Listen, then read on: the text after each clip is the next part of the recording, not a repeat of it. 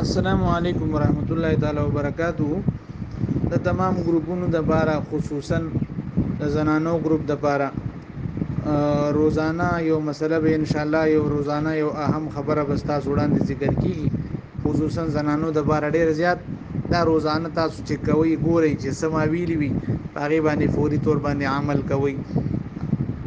د جمعې شپې او د جمعې په ورځ باندې د سورې کهف ویل ډیر زیات په احادیث مبارکو کې فضیلت راغلي دي.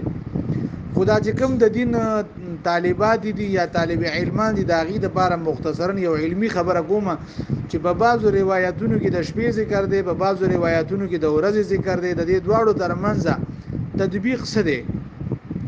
د دې دواړو ورځو منځ کې تطبیق د دې حدیث مبارک شارحینو دا ذکر کړی دی چې کوم حدیث مبارک کې شپه ذکر د نواغه سره ورځ هم شامل ده، او چې کوم حدیث مبارک کې ورځ ذکر د نواغه سره شپه شامل ده. د کشان سنن دارمی کې جلد نمبر 2 صفحه 246 کې حدیث مبارک د ابو سعید خدری رضی الله تعالی عنہ روایت چې نبی علیہ السلام فرمایي: من قرأ سورة الكهف ليلة الجمعة أضاء له من النور فيما بينه وبين البيت العتيق. ابو سعید خدری رضی الله تعالی عنہ فرمایي چې نبی علیہ السلام فرمان دي چې کوم سړی سورې کهف د جمعې په شپه باندې اولولي نو داغه د بار د خپل ځای نه والا تر خانه کعبه پوری نور وی نور. دک جان دی فیض القدیر جلد 192 میں ذکر دی من قرأ سورة الكهف في يوم الجمعة أضاء له من النور ما بين الجمعتين. نبی علیہ الصلوۃ والسلام فرمایي چې څوک سورہ کهف اولولي د جمعې په شپه د ورځ کې اولولي نو د دوه ګوره دلته د ورځ ذکر راغی، دلته د شپې ذکر راغی، نو د دوه جمعو ترمنځ به الله تعالی د لپاره سوکي نور بوله الله روخانه کی د لپاره به یو نور وي چې د دوه جمعو یو جمعې نه بل جمعې پورې بدر لپاره روحانه دی او باغ نور کی وي.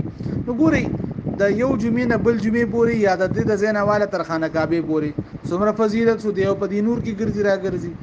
د کشان علامه شامی رحمت الله علیه فرمایي: قوله قراءة الكهف أي يومهما وليلتهما والأفضل في أولهما مبادرة للخير وحذرا من الإهمال.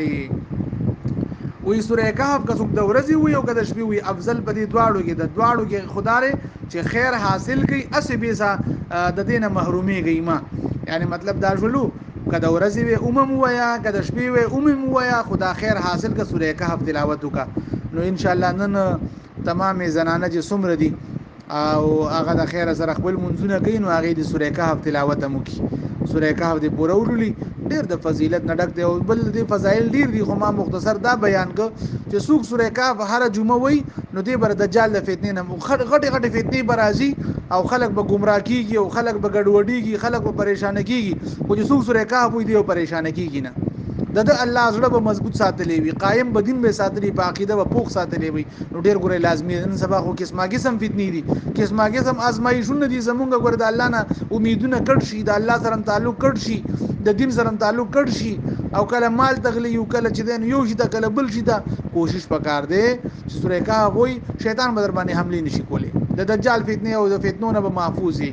د سورې کهف ډېر فضیلت دی. بل صلای تسبیح مون د جمعې په ورځ باندې فضیلت ډېر زیات راغلی، کسو کې د مانځنه مخکې کې د مانځنه بعد کوي خدای نور پریوتو نه مخکې د جمعې په ورځ نور پریوتو نه مخکې صلای تسبیح مون سکول دي.